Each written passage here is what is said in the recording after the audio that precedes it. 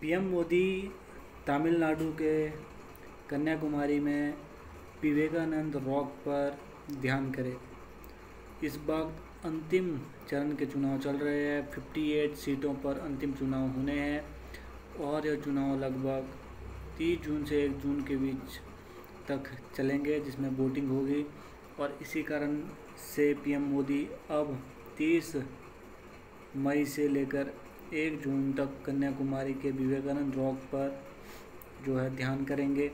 और उसी ध्यान के तहत पीएम मोदी के साथ पूरी सिक्योरिटी रहेगी और उनके साथ 2000 पुलिसकर्मी वहां पर मौजूद रहेंगे। इससे पहले भी पीएम मोदी उत्तराखंड के एक केदारनाथ के करीब एक गुफा में भी ध्यान लगा चुके थे 2019 में, और 2014 में भी उन्होंने कुछ ऐसा ही किया था, जिसमें शिवाजी द्वारा एक ऐसे स्थान पर वो गए थे जहाँ शिवाजी द्वारा एक योद्धा को अपने हाथ से मारा गया था। वहाँ पर भी पीएम मोदी गए थे। तो और इस बार पीएम मोदी का यह प्रयास रहेगा कि वह विवेकानंद रॉक मेमोरियल रॉक पर ध्यान लगाए। पीएम मोदी का कहना है कि विवेकानंद ने इसी मेमोरियल रॉक पर ध्यान करके संयुक्त भारत का संकल्प लिया था, एक विकसित भारत का संकल्प लिया था। अब मोदी भी उसी जगह पर ध्यान करके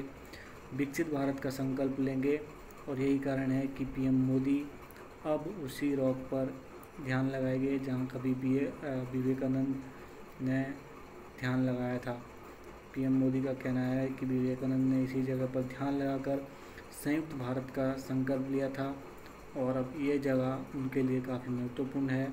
हालांकि जब पीएम मोदी वहाँ पर पहुँचेंगे तो वहाँ पर प्राइवेट नौकाओं को बंद कर दिया जाएगा तथा जो टूरिस्ट है उनके लिए भी रास्ता बंद कर दिया जाएगा। सिर्फ पीएम मोदी ही वहाँ रहेंगे।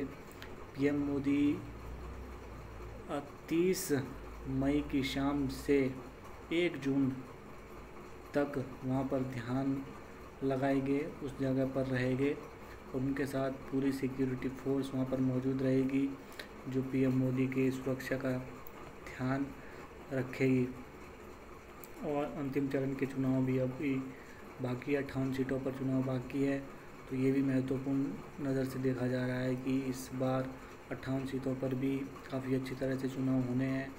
तो कहीं ना कहीं मोदी जी की यह भी प्रयास होगा कि इन 58 सीटों पर बीजेपी को अच्छी बढ़त मिले और बीजेपी अच्छे बहुमत से आ गया है और यही वजह हो सकती है। और अगर बात करें विवेकानंद रॉक मेमोरियल की तो वह काफ़ी खूबसूरत जगह है और चारों तरफ से हरियाली है वहाँ पर, और एक बहुत ही अच्छी जगह है जहाँ पर कभी विवेकानंद जी ने भी ध्यान लगाया था। तो अब मोदी जी वहाँ पर ध्यान लगाएंगे।